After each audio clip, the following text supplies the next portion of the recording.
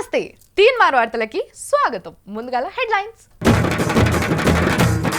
చంద్రుడి చెండ ప్రచండ రూపం కొంచెం ఓవర్ అయిందని టాక్. విద్యతో వ్యాపారం వద్దు, కాంపిటీషన్ తట్టుకోలేని కిరణ్. చిరుతకు చేతులెత్తి మొక్కారు సీఎం, సెంట్రల్ మినిస్టర్స్ అండ్ కో.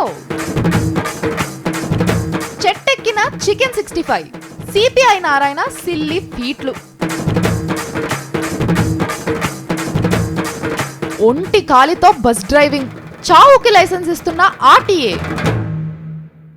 నేను సైతం అతివృష్టికి అశ్రు ఒక్కటి ధార పోసాను, నేను సైతం దిగ్భ్రాంతితో మూర్ఛనలు పోయాను, నేను సైతం ఆఫీసర్లను తిట్టిపోసాను, నేను సైతం కటిక నేలపై మండుతున్నా కూర్చుండిపోయాను, నేను సైతం నేను సైతం నేను సైతం ఢిల్లీలో ధర్నాలు చేసిన పైసలు వంచిన. బాబు గారు క్యాష్ ఇచ్చారా, క్యాష్ చేసుకున్నారా? లోక కళ్యాణంలో భాగంగానే చంద్రన్న ఢిల్లీకి పోయిండు. అమెరికా నుంచి విమానం దిగి నామాసార్ నెంట పెట్టుకొని వరద బాధితులు రెస్ట్ తీసుకుంటున్న ఏపీ భవన్ మీద సునామీ లెక్క అటాక్ చేసి ఆఫీసర్ల రెక్కలు ఇరిసి చేతిలో పెట్టిండు. సావును తప్పించుకొని వచ్చిన వాళ్ళకి నరకం చూపిస్తారా? ఆఫీసర్రా అరాచక శక్తుల ఏరి ఏపీ భవన్ ఇన్ఛార్జీలు ఎవరో రండ్రి, వాళ్ళు వచ్చి సమాధానం చెప్పేదాకా నేను ఈడనే కూర్చుంటా, కింద భూమి ఏడుగుండి మండుతుంది అయినా పర్వాలేదు ఇట్లనే కూర్చుంటా అని ఆంధ్రుల ఆత్మగౌరవం కోసం ఏపీ భవన్ ముంగడ ధర్నా చేసిండు. నేను నువ్వు చేసిన తప్పుకి ఇక్కడ శ్రమకి కింద కావుతాను,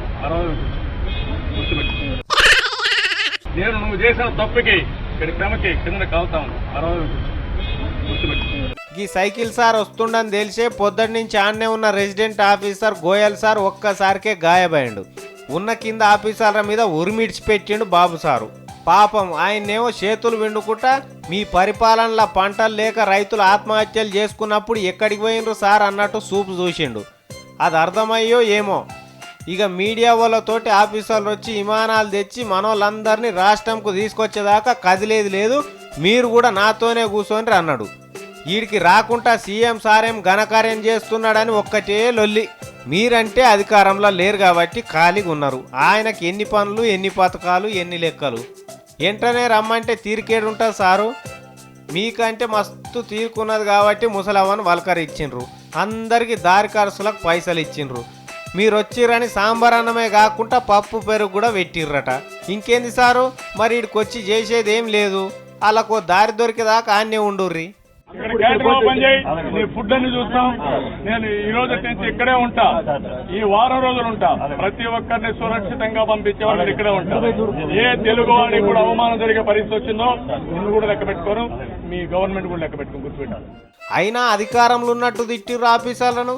మా సీఎం సారే ఇదివారు దాకా మమ్మల్ని ఒక్క మాట అనలే. అయినా తిట్టిర్రు, బాధపడ్డరు, ఏడ్చినంత పని చేసిర్రు, పైసలు ఇచ్చిర్రు, అన్ని కవర్ అయినట్టే సార్. ఆరాంగా నిద్రపోయిగా. అయ్యే సెంట్రల్ మినిస్టర్ ఈయన యంగ్ అండ్ ఎనర్జెటిక్ హీరో. ఈ ఎనర్జీ ఎక్కువ అయ్యేసరికి అప్పట్లో చిరుత ఏనుగు లెక్క మారి రోడ్డు మీద పడి బలం చూపించుకుంటా జూలూం చేసింది. ఇక సీఎంలు, సెంట్రల్ మినిస్టర్లు కూడా లైన్లో నిలబడి సలాం కొడితే ఇక ఏడాగుతుంది. ఇద్దరు మేధావులు ఒక్కతాన కలిస్తే ఏమన్నా ఉంటుందా? ఇంకా చూసిన వాళ్ళకు చూసినంత పండుగ. విశాఖపట్నంలో పెట్టిన ఒలింపిక్ రన్ వేదిక మీద ఇద్దరు మేధావులు ఒక్కతాన కలిసిండ్రు.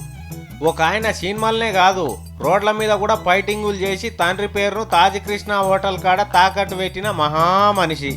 ఇంకొక ఆయన ఏ రాష్ట్రం చేయని పనులు చేసుకుంటూ ప్రతిపక్షం వాళ్ళ మనసు దోసుకుంటున్న మహానేత.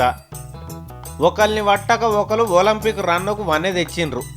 1,00,000 మందిని రోడ్ల పంట ఉరికిచ్చి మన తమాషా గిన్నీస్ బుక్ వాళ్ళకు చూపించాలని విశాఖపట్నం ఒలింపిక్ అసోసియేషన్ వాళ్ళు అనుకుంటే వచ్చిన 1,00,000 మందికి మాత్రం వీళ్ళిద్దరు మేధావులు మస్తు తమాషా చూపించిండ్రు.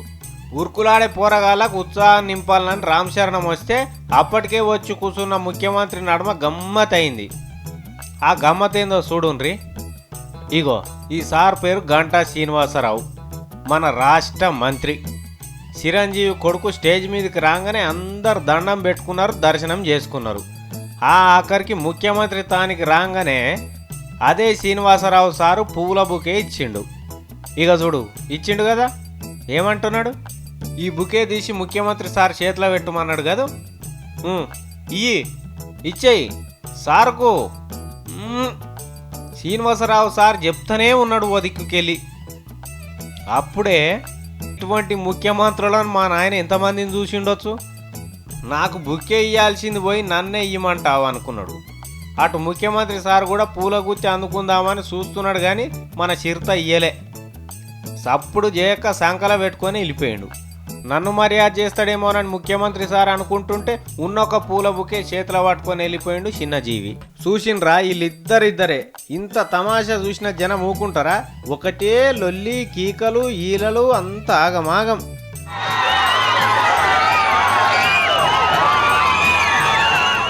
తమాషా అయిపోగానే ఎక్కడోళ్ళక్కడే వెళ్ళిపోయినరు.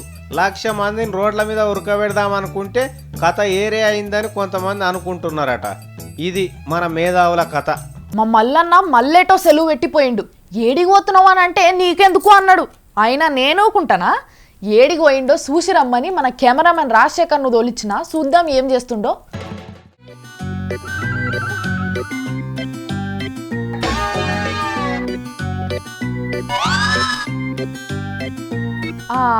ఇదొక్కడు మంచిగుంది. చూసినావా నేను వచ్చిన సంగతి? అబ్బో హలో, ఇటు ఇటు అనుకుంటూనే ఉన్నా, లోపల భయం అవుతుంది ఏం కథ అని. నువ్వేనా? ఎందుకు నవ్వుతున్నావు తల్లి? కాదు కానీ ఏంది మొక్కులన్నీ ఒకటేసారి తీసుకుంటున్నట్టున్నావు? ఇదా ఓకప్పుడు ఒక మొక్కుకునేంటి, ఇక ఇప్పుడు వచ్చి తీర్చుకున్నా. ఏంది ఇంతకు నువ్వు మొక్కుకున్నది? మన తెలంగాణ కాంగ్రెస్ నేతలు ఉన్నారు కదా. అవును, మన మీటింగ్ కూడా పెట్టుకున్నారు. వాళ్ళంతా ఒక్కతాన కలిస్తే కట్టమైసమ్మ తల్లికి కొబ్బరికాయ కొడతా అని మొక్కుకున్నా. అయ్యో, ఇప్పుడు దాకా వాళ్ళు కలవలేదా? ఏడ కలిసిరు? తెలంగాణ ముచ్చట్ల కలిసిరా? కలవలే. తెలంగాణ ముచ్చట్ల అందరు కలిస్తే వస్తానని మొక్కుకున్నా. పిచ్చి మల్లన్నా. ఓ ఏం పిచ్చికిచ్చి అని మాట్లాడుతున్నావు? సరే మంచి మల్లన్నా, వాళ్ళు తెలంగాణ గురించి కలవలేదంట కదా, నీకెవరు చెప్పలేదా? మరి దేనికోసం కలిసిండ్రట? మళ్ళా ఎలక్షన్లు వస్తున్నాయి కదా, వస్తే ఓట్ల కోసం మళ్ళా జనాల దగ్గర పోవాలి కదా. అవును, అందుకే జనం తెలంగాణ గురించి ఏం చేసిండ్రని అడగకుండా ఇట్లా మీటింగ్ పెట్టుకున్నారు. ఓ పిచ్చి రావులమ్మ, నువ్వు ఏ లోకంలో ఉన్నావు? ఎందుకు, ఏమైంది? ఏమైనా అది నేను మొక్కుకున్న మొక్కు అందరు ఒకతాన కలవాలని గాని తెలంగాణ గురించి కొట్లాడతారని కాదు. మరి దేనికి? ఎప్పుడు చూసినా ఒకలేమో పదవులు కావాలంటారు, ఒకలేమో తెలంగాణ కావాలంటారు, ఇంకా కొంతమంది ఏమో అధిష్టానం మాటిందామంటారు. అవును, అంటే వీళ్ళంతా ఒక్క మాట మీద లేక తెలంగాణ రాకుండా చేసుకున్నారు కదా. అట్లనే అనిపిస్తుంది కానీ నీ మొక్కేంది? ఏం లేదు, తెలంగాణ మీద ఎవరెవరు నాటకాలు ఆడుతున్నారో మొన్నటిదాకా అర్థం కాలే, లెక్క దొరకలే.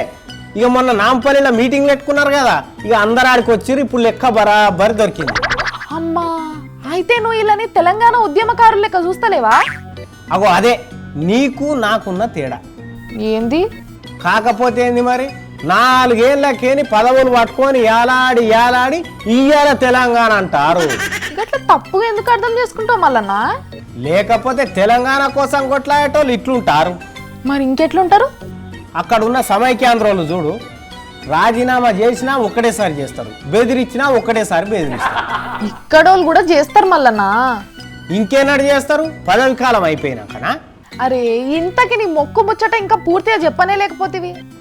ఏం లేదు, తెలంగాణ మీద నాటకాలు ఆడే లీడర్లు ఎంతమంది ఉన్నారో లెక్క తీయమన్నారు ప్రజలు. నన్ను తీసిన ఇక ఓట్లు పడంగానే ఓడగొడతారట వాళ్ళు. అట్లనా? అట్లనే ఆ లెక్క ఇప్పుడు దొరికింది కాబట్టి కట్టమైసమ్మ తల్లికి మొక్కు తీర్చుకుంటున్నాను. ఇందుకేనా సెలవు పెట్టింది? అవును తల్లి, అవును. సరే సరే, రేపు ఆఫీస్కి వచ్చినాక మాట్లాడితే కానీ వచ్చేసి. బంగారు తల్లి ఉట్టి వారం రోజులు అయింది కదా, మరి ఇప్పుడు ఎట్లుందో ఏం సంగతో కనుక్కొస్తా అని మన చిట్టమ్మ పోయింది. మరి చూసి వచ్చిందా ఏం కథనో అడుగుదాం. చిట్టమ్మ,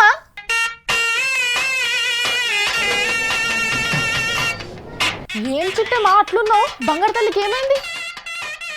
ఏమైంది? బయటకు తీసుకురాలేదా? చూపెట్టవా నాకు బంగారు తల్లిని? ఏంటి చూపించేది? లోపల బంగారు తల్లి ఇంటెన్సివ్ కేర్ లో ఉంటాను. అయ్యా, ఐసీయూలో ఉంచిన్రా? ఏమైంది? మన బంగారు తల్లికి జ్వరం వచ్చింది రాములమ్మ. అయ్యో జ్వరం వస్తేనే ఐసీయూవా? జ్వరం మొన్ననే వచ్చింది రామ్లమ్మ, ఎవ్వరు పట్టించుకోపోయేసరికి ఐసీయూలో చేర్పించాల్సి వచ్చింది. అయ్యో మన కిరణ్ సార్ ఉన్నాడు కదా, ఆయన పట్టించుకుంటలేడా? లేదు రామ్లమ్మ. సరే ఆయన అంటే బిజీగా ఉంటాడు, మరి మంత్రులు అధికారులు కూడా పట్టించుకుంటలేరా? తల్లిని కన్నా సీఎం సారే వదిలేస్తే మనకెందుకు ఈ కష్టమని వాళ్ళు వదిలేశారు.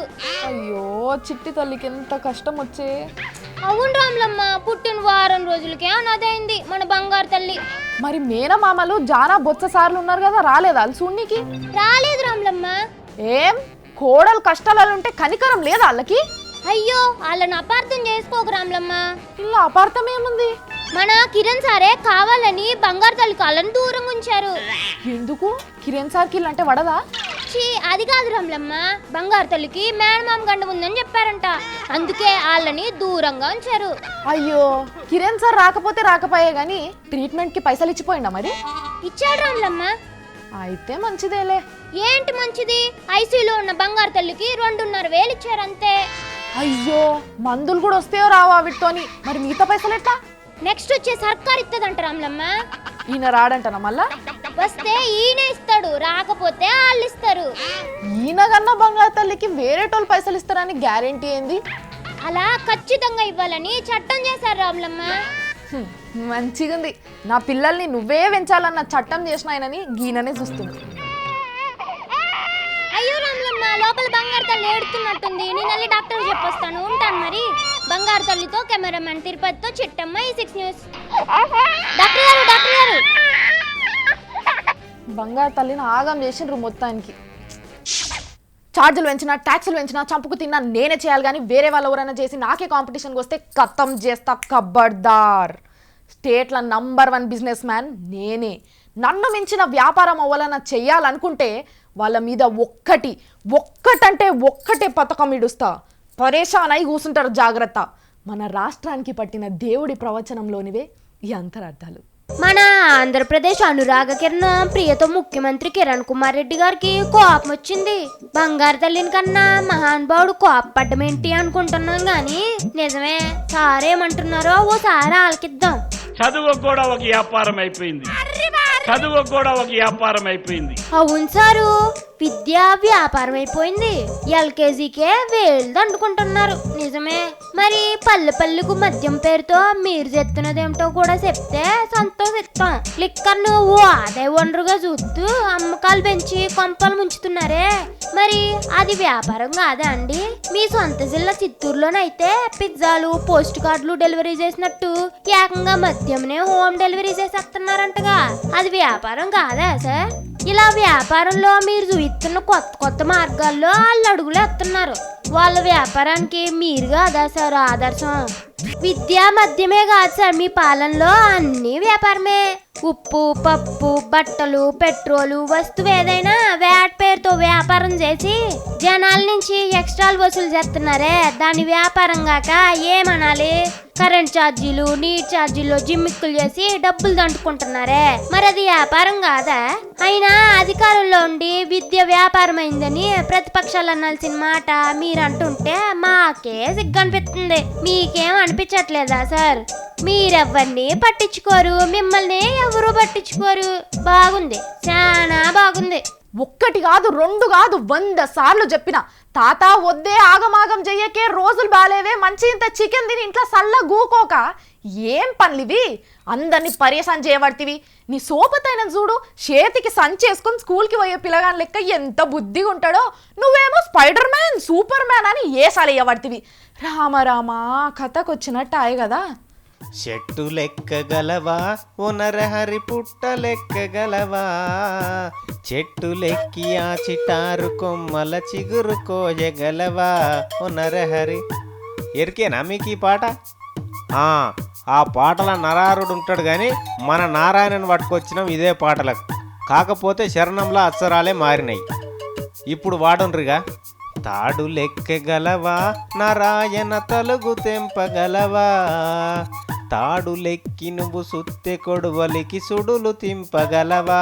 నారాయణ బతుకు నేర్పగలవా? చూసిండ్రా ఎట్లున్నదో సుత్తె కొడువల నారాయణ సార్ ఆట. మొన్న సెలో అసెంబ్లీ నాడు ఎటన్నా ఉరకగాలని పోలీసోళ్ళు ట్రైనింగ్ చేసే గోస్మాల్ స్టేడియంలకు పట్టుకపోయారు నారాయణ సార్ని. ఎటు పోకుండా చుట్టుముట్టు పోలీసు వాళ్ళని కావాలి కూడా పెట్టిండ్రు. ఊకే కూర్చుంటే ఏం లాభం అనుకున్నాడో ఏమో సారు. ఎదురుంగున్న తాడు పట్టుకొని ఎక్కబోతున్నాడు. ఊగుడు చూడు సార్ది. ఓ తాత, ఓ దిక్కు కాళ్ళకు బూట్లు మెడల కండు వేసుకొని ఏడెక్కుతావు. అయినా నీతోని కాదు తాత, దిగు. అగో ఎక్కేది ఉంటే నీ పక్క పొంట ఆయన లెక్క ఎక్కాలి. నీకు కాలు తీసి కాలు పెట్టుడే కష్టమవుతుండే, గదేడెక్కుతావు. ఇక ఆయనతో కింద పడేవు. నిన్ను నమ్ముకొని లక్షల మంది కార్యకర్తలు ఉన్నారు. పడతావు, దిగు. ఎవరన్నా పడరానోళ్ళు మీ కొడవలతోనే కాటు పెట్టున్నారేమో, జాగ్రత్త. దిగు దిగు. అమ్మయ్యా, దిగిండు మొత్తం మీద. వామ్మో, ఎవరో ఫోన్ చేసి బతికిచ్చిండ్రు కానీ లేకపోతే తాత ఊగుడే ఊగుతుండే. తాడు మీదకి వెళ్ళి జారి కింద పడ్డా ఏం కాకపోవు, ఎందుకంటే కింద ఉసుకున్నది కాబట్టి. కాకపోతే ఈ ఏజ్లో ఇటువంటి సాహసం అవసరమా అని బాధ. లోకాన్ని మెదళ్ళని తలకాయలు వెళ్తే ఎట్లుంటుందో తెలుసా? అచ్చం మన హైదరాబాద్ లెక్కనే ఉంటుంది. ఇంత పెద్ద మాటలు ఎందుకు అంటారా? యాక్సిడెంట్ల దెబ్బకి ఇప్పటికే జనం రోడ్డు మీదకి రావాలంటే భయపడుతున్నారు. ఇక ఇప్పుడు మన ఆర్టీఏ చేసినట్టు చేసుకుంటా పోతే పబ్లిక్ అంతా అంబులెన్స్లో తిరుగుడే అన్నిటికంటే ఉత్తమమైన మార్గం. ఇంతకీ ఏం చేసింది మన ఆర్టీఏ అంటారా? గాల్లే దీపాలు పెడుతుంది, చూడుండ్రి.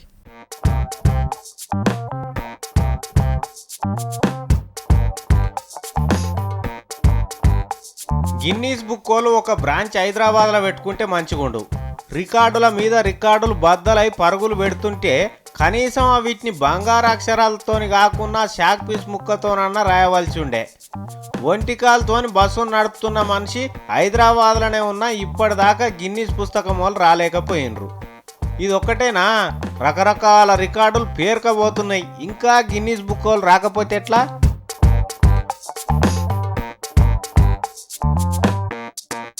బస్సు నడిపే మనిషికి 2 కాళ్ళు ఉంటేనే ఏడున ఒక తాన దారి తప్పి యాక్సిడెంట్లు అవుతుంటాయి. అటువంటిది ఒక్క కాలుతోనే బస్సు నడుపుతున్న ఈ సంజీవ్ అంటే మాటలా? నడిపిండు అనుకో, ఇది ఒక రికార్డు. మరి మన రవాణా శాఖ వాళ్ళది ఇదే కేటగిరీలో ఇంకో రికార్డు కూడా ఉన్నది కదా. కాలు లేకున్నా బస్సు నడుపుకోమని లైసెన్స్ ఇచ్చిండ్రు కదా, ఇది రికార్డే కదా. అది పోని బడి పోరగాల జీవితాలను బస్సులో పెట్టి కాల్ లేని డ్రైవర్తోని బస్సు నడిపిస్తున్నారంటే శ్రీ వికాస్ కాలేజ్ వాళ్ళది కూడా ఒక రికార్డే కదా. వనస్థలిపురంలో ఉన్న శ్రీ వికాస్ బడికి పోరగాలను పంపుతున్న తల్లిదండ్రులది కూడా మరొక రికార్డే కదా. తమ పిల్లలను నిత్య సావు వెంటాడుతూనే ఉందని తెలిసినా అదే బడికి పంపుతున్నారంటే ఆ తల్లిదండ్రుల ధైర్య సాహసాలు కూడా ఒక పెద్ద రికార్డే కదా. ఇన్ని రికార్డులను కండ్లప్పగించి చూస్తున్న సర్కార్ది కూడా సాహసమే కదా.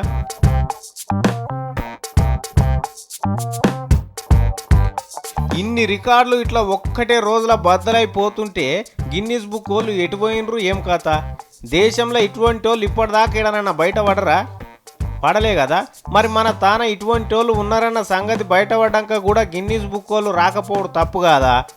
అందుకనే మీరు మా రికార్డుల మీద వివక్షను చూపుతున్నారు. దయచేసి హైదరాబాద్లో మీరు ఒక బ్రాంచ్ ఆఫీస్ పెట్టుకుంటే మస్తు మస్తు రికార్డులు మీ దర్వాజా కాడికి వచ్చి నిలబడతాయి. ఆలోచించుకోండి. ఇక